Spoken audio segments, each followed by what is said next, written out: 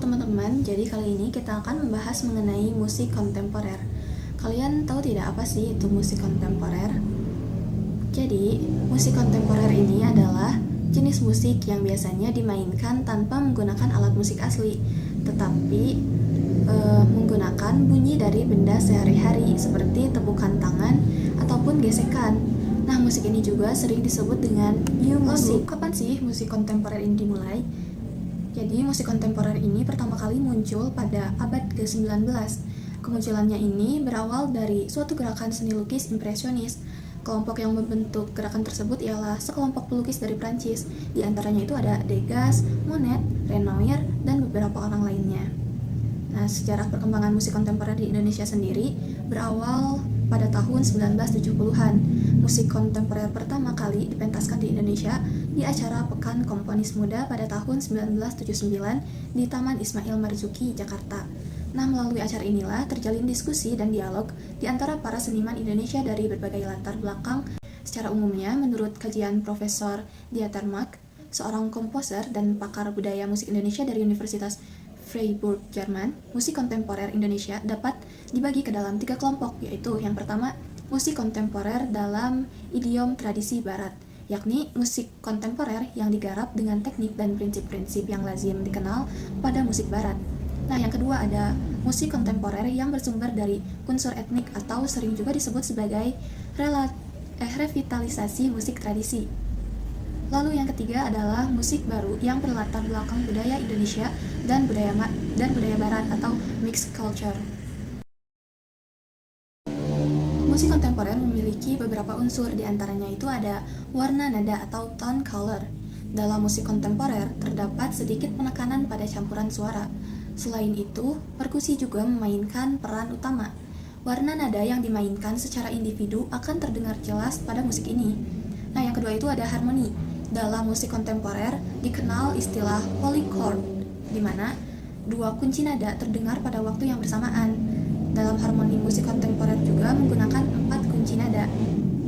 Nah, selain itu, musik kontemporer juga menggunakan tone cluster yang dihasilkan dari suara piano. Dalam musik kontemporer dikenal istilah polytonality, yaitu penggunaan 2 atau lebih kunci nada pada waktu yang bersamaan. Yang ketiga ada ritme. Ritme ini merupakan satu di antara unsur musik kontemporer yang paling mencolok. Kebanyakan ritme yang digunakan merupakan ritme yang membangkitkan semangat, dorongan, dan kegembiraan. Selain itu, terdapat kelompok ketukan yang tak beraturan. Dalam ritme musik kontemporer juga dikenal istilah polyrhythm, yaitu penggunaan 2 ritme yang kontras dalam waktu yang bersamaan. Nah, yang terakhir itu ada melodi. Melodi ini adalah tingkatan tinggi rendah dan panjang pendek nada dalam musik. Melodi dalam musik kontemporer dikenal memiliki range yang sangat lebar atau besar dan menggunakan 12 nada kromatik tanpa tonal center. Ciri khas musik kontemporer. Musik kontemporer memiliki 12 ciri khas. Yang pertama, memiliki warna bunyi sejenis atau berbagai macam jenis. Yang kedua, memiliki notasi yang hanya bisa dimengerti oleh pemusik karena notasinya ditulis dengan tanda atau simbol. Yang ketiga, mempunyai improvisasi yang beragam sesuai keinginan si pembuat musik atau komposer. Yang keempat, suara yang dihasilkan berasal dari berbagai macam sumber, bukan hanya dari alat musik saja. Yang kelima, jenis tangga nada pada musik kontemporer beragam. Yang keenam, jenis irama yang digunakan tidak terpaku pada satu jenis irama. Yang ketujuh, tempo dan dinamikanya bervariasi. Yang kedelapan, melodi liriknya mempunyai jumlah yang sedikit. Yang kesembilan, memiliki ritme yang kompleks. Yang kesepuluh, lebih banyak menggunakan instrumen perkusi.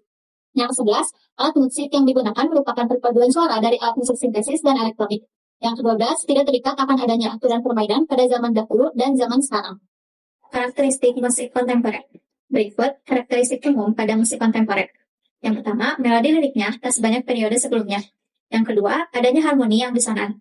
Yang ketiga, ritme yang kompleks. Yang keempat, terdapat banyak suara perkusi. Yang kelima, suara dari alat musik tiup, wood, wine, and brass, serta suara perkusi lebih banyak ditemukan dibandingkan dengan periode sebelumnya.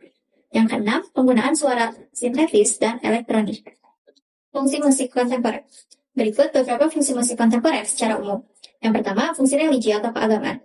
Memiliki fungsi untuk menyebarkan nilai-nilai keagamaan.